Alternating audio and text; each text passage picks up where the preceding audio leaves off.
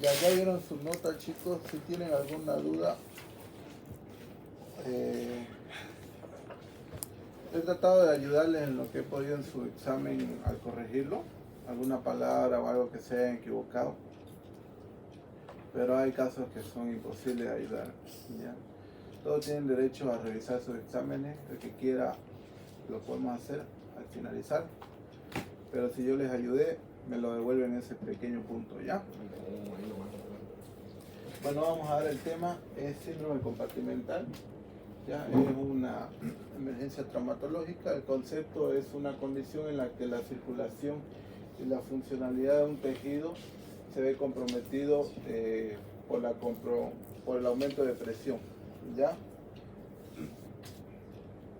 Es una emergencia quirúrgica que requiere un tratamiento urgente y oportuno para evitar las secuelas, las cuales vienen desde contracturas isquémicas, amputaciones, falla multiorgánica y la muerte. Entonces tenemos dos causas para un síndrome compartimental, que vendrían a ser las causas extrínsecas e intrínsecas.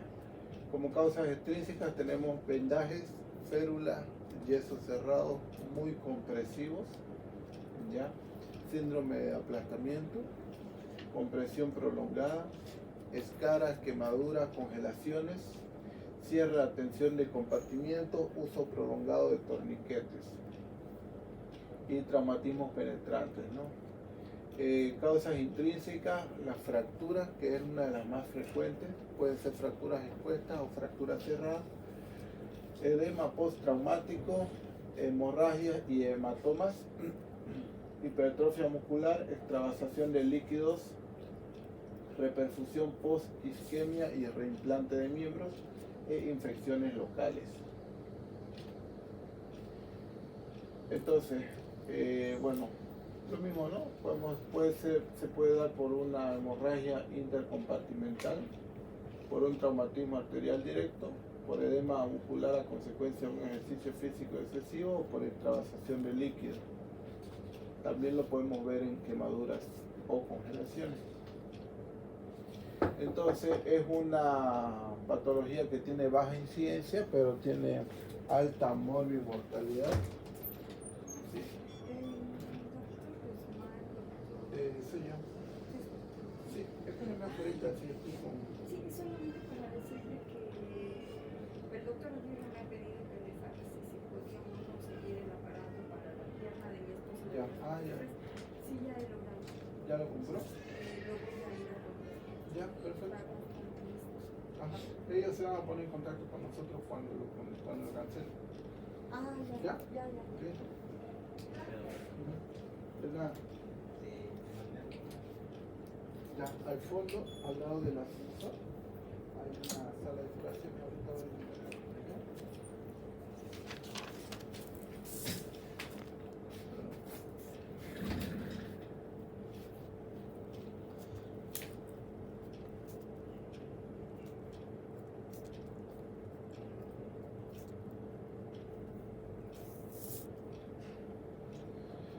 Ya, bueno, es una patología que tiene baja incidencia pero alta mortalidad, es más frecuente en jóvenes y se asocia luego de un trauma, ya sea asociado a fracturas abiertas o fracturas cerradas. Es más frecuente en la pierna y en el antebrazo, ¿ya? Puede ser después de quemaduras, mal posicionamiento intraoperatorio, complicación de una lesión por aplastamiento y posterior a ejercicio físico intenso, que bueno, es raro pero se puede dar. Entonces va a haber la lesión, va a haber un aumento de la presión intracompartimental, va a aumentar la presión del tejido intersticial, va a aumentar la presión tisular y va a disminuir la presión de la perfusión capilar, va a haber un colapso de las venas de paredes delgadas y vamos a tener la sintomatología que viene, bueno, lo mismo, presión, aumento de presión, isquemia inicial, mayor lesión celular e inflamación y nuevamente va a aumentar la presión. Ya es como un círculo vicioso. Entonces va a haber un incumplimiento de las demandas metabólicas tisulares, lo cual va a terminar en hipoxia celular, el músculo va a entrar en respiración anaerobia, vamos a tener la rhabdomiólisis y puede haber necrosis de tejido, insuficiencia renal, falla multiorgánica y muerte. Lo mismo, ya es un círculo vicioso. Aumenta la presión del compartimiento, disminuye la presión tisular, va a haber isquemia y las células van a empezar a morir con todos los desechos de la mioglobina y lo mismo se va a repetir, se va a repetir, ¿ya? Entonces a las 2 horas vamos a tener daño tisular, a las 4 horas ya tenemos una lesión muscular, puede asociarse neuropraxia y a partir de las 6 horas el daño mioneuronal es irreversible. Entonces tenemos la clínica. Lo más llamativo es el dolor, ¿ya? Es un dolor intenso que no cede a la analgesia, puede ser punzante, profundo, puede ser localizado o difuso en todo el miembro, que aumenta con los movimientos pasivos y no cede con los analgésicos, eso es lo más llamativo, ¿ya? Parestesia es un síntoma precoz, puede haber hormigueo, sensación de quemadura o entumecimiento y pérdida de discriminación entre 2 puntos. Va a haber un aumento de la presión, la piel se va a poner tensa y brillante, algunos dicen, bueno, lo llaman como la piel de naranja, ¿ya? Va a haber palidez, que es un signo ya tardío, una piel fría, acartonada, un llenado capilar aumentado mayor a 3 segundos. Va a haber parálisis, también un signo tardío, con movimientos débiles o ausentes, y va a haber ausencia de pulso, pero esto no siempre se da la ausencia de pulso. Puede haber presencia de pulso o un pulso débil, pero ya está instalado el síndrome del compartimento, ¿ya? Entonces la clínica y la sospecha es suficiente. En el examen físico, bueno, tenemos que indagar sobre el mecanismo de lesión. Generalmente son fracturas de alta energía, aplastamiento, lesiones vasculares, coagulopatía. Bueno, se hace la medición del compartimiento, que aquí no lo he visto que lo hagan, la verdad. Es el método de Whiteside y que se usa una aguja, ya, o el otro es el método de Stryker. Pero en realidad aquí se hace por la clínica, ¿ya? Diagnóstico diferencial: celulitis, infecciones necrotizantes, osteomielitis, fracturas, trombosis venosa profunda, isquemia arterial aguda. Y el manejo es netamente quirúrgico, ¿ya? Entonces se hace una fasciotomía descompresiva. En la pierna se hace un abordaje anteromedial. Y aquí tenemos un abordaje anteromedial y un abordaje parafibular. Y se liberan los 4 compartimientos. Ya queda así. Si el pie también está tomado, se hace abordaje también en el pie. ¿Alguna pregunta hasta acá?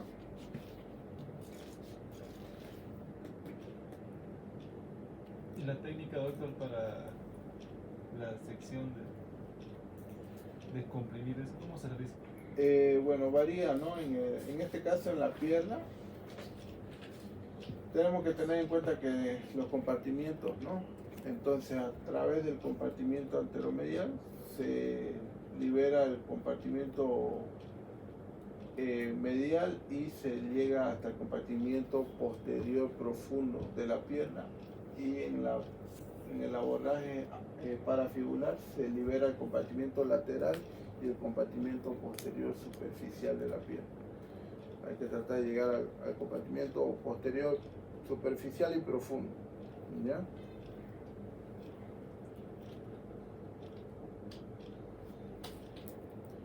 Bueno, vamos a hablar de las luxaciones, que, bueno, como concepto, una articulación es la estructura de unión entre 2 o más huesos que van a posibilitar su desplazamiento espacial, manteniendo su estabilidad. Ya, entonces la luxación es la pérdida completa de la congruencia entre las 2 superficies articulares, más frecuente en el hombro y en la rótula, ¿ya? Y la subluxación vendría a ser la pérdida de congruencia con superficies articulares que aún están en contacto, ¿ya? Es una urgencia traumatológica, es más frecuente en jóvenes, más raro en los niños, y se da generalmente mayor en las mujeres por la hiperelasticidad que tienen, ¿ya? pueden ser favorecidas por una contención precaria entre las superficies articulares, laxitud capsulo-ligamentaria y por una disminución de la potencia muscular en los ancianos, obesos o, bueno, algunas mujeres que tienen menos masa muscular, ¿no? Puede ser congénita o atraumática. En este caso les puse el ejemplo de la displasia de desarrollo de la cadera, en el cual vemos que en este lado derecho el fémur proximal está articulado con la pelvis, pero aquí está fuera de su lugar, ya está luxado. Puede ser atraumática, voluntaria o involuntaria. Hay personas que tienen tanta hiperlaxitud que ellos mismos pueden luxarse o subluxarse sus articulaciones. Traumática más frecuente por un traumatismo directo, ya de alta energía, puede asociarse fracturas y lesiones de partes blandas.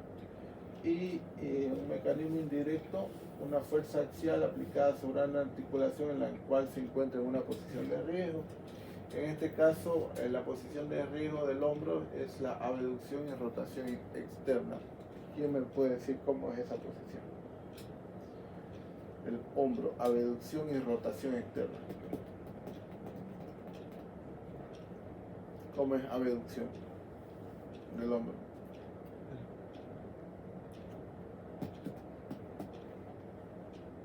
Vamos a ver. ¿Cómo es abducción? No. Del hombro. ¿Se aleja? Ya. Sí. Aleja. Ya. ¿Y rotación externa? Abducción y rotación externa. Esa es la posición del hombro de riesgo, ¿ya? Entonces ahí la cabeza gira y puede luxarse, ¿ya? Tenemos también luxaciones recidivantes, que son episodios repetidos de luxación en una articulación luego de un episodio traumático. Por ejemplo, un paciente con una luxación de hombro que viene, su primera luxación de hombro viene, ustedes lo reducen, le indican inmovilización por 2 semanas, pero el paciente a los 2 días se saca el cabestrillo. Ya, entonces un paciente que no está cumpliendo las indicaciones y empieza a movilizar, entonces esa cápsula no le da tiempo de repararse y es muy susceptible de luxaciones recidivantes, ¿ya? Y las luxaciones inveteradas son aquellas que llevan más de 3 semanas sin tratamiento. Entonces todo el espacio se llega a llenar de fibrosis periarticular y es imposible reducirla sin cirugía, ¿ya? Bueno, clínica de luxación, tenemos que tener, bueno, generalmente un antecedente de trauma, puede haber generalmente dolor intenso, impotencia muscular, impotencia funcional, espasmo muscular. En el caso de hombro, esta es la actitud antiálgica. El paciente sostiene el brazo afectado con el brazo sano y lo acerca al centro del cuerpo. Y tenemos la deformidad, ¿no? El hombro en charretera, el cual no protruye el deltoide como normalmente debería ser. Puede haber edema, equimosis, lesiones cutáneas, deformidad articular, pérdida de relación entre los relieves óseos, pérdida de los ejes de las extremidades, puede haber un acortamiento y una movilidad anormal. Siempre tenemos que hacer un examen neurovascular, ver la movilidad pasiva y activa, ver si hay pulsos presentes y que el llenado capilar sea adecuado, que no esté retardado. Entonces es imperativo confirmar el diagnóstico y la variedad de la luxación con una radiografía y hay que establecer si hay fracturas asociadas, ¿ya? Entonces el tratamiento es la reducción, el cual se debe hacer lo antes posible, ya que a mayor tiempo, mayor dificultad nos va a presentar para realizar la reducción y puede haber lesiones vasculares y neurológicos que van a ser irreversibles si es que permitimos que siga pasando el tiempo. Entonces tenemos reducción cerrada, que se puede lograr contracción y contratracción y maniobras que buscamos que recorra el camino inverso al que siguió para luxarse, y al reducirse puede producirse un sonido y automáticamente va a desaparecer la deformidad y se recupera la movilidad y disminuye el dolor en ese momento. Ya. Luego tenemos la reducción cruenta o abierta en caso de que sea irreductible por interposición de parte blanda, y en luxaciones expuestas o inveteradas, las cuales son las que llevan a más de 3 semanas, también tenemos que pensar en una reducción cruenta o abierta. Siempre tenemos que evaluar neurovascular pre y post reducción. Por decir, le llega un paciente con una luxación de hombro, ¿cómo evalúan ustedes neurovascular? Sensibilidad. ¿En dónde? ¿En la pierna? En el brazo. En el brazo, en la mano. ¿Ya? Sensibilidad, movilidad pasiva, que mueva él, movilidad activa, perdón, que mueva él todos los deditos, y que tenga sensibilidad. Entonces, si está bien y a ustedes al reducirlo, igual tienen que volver a evaluar. Y llenado capilar en todos los dedos, ¿ya? Antes y después. Entonces, las complicaciones, una de ellas rigidez articular, fibrosis cicatrizal, miositis osificante, que es la formación benigna de tejido óseo dentro del músculo. Puede haber dolor, limitación a la movilidad, lesiones neurológicas por contusión, tracción o compresión. Las luxaciones de hombro podemos verlas en el nervio circunflejo, en luxaciones posteriores de cadera en el nervio ciático y en luxaciones de codo en el cubital y el mediano. Aquí les puse el ejemplo de una luxación de hombro, un angleno humeral. Entonces vean, la cabeza del húmero está por debajo, ¿ya? Y está con su deformidad. Entonces tenemos el cuadro clínico: dolor, posición antiálgica, hombro en charretera. Tenemos la técnica de coche, cual se hace una tracción y una rotación externa con aducción del hombro. Luego tenemos la técnica de Hipócrates, que ya no se usa porque se asocia a muchas lesiones del plexo braquial, porque lo ponen el talón directamente en la axila del paciente. Luego tenemos la técnica de Smith para las luxaciones inferiores de hombro, en el cual se hace una tracción y con el pulgar se empuja la cabeza del húmero.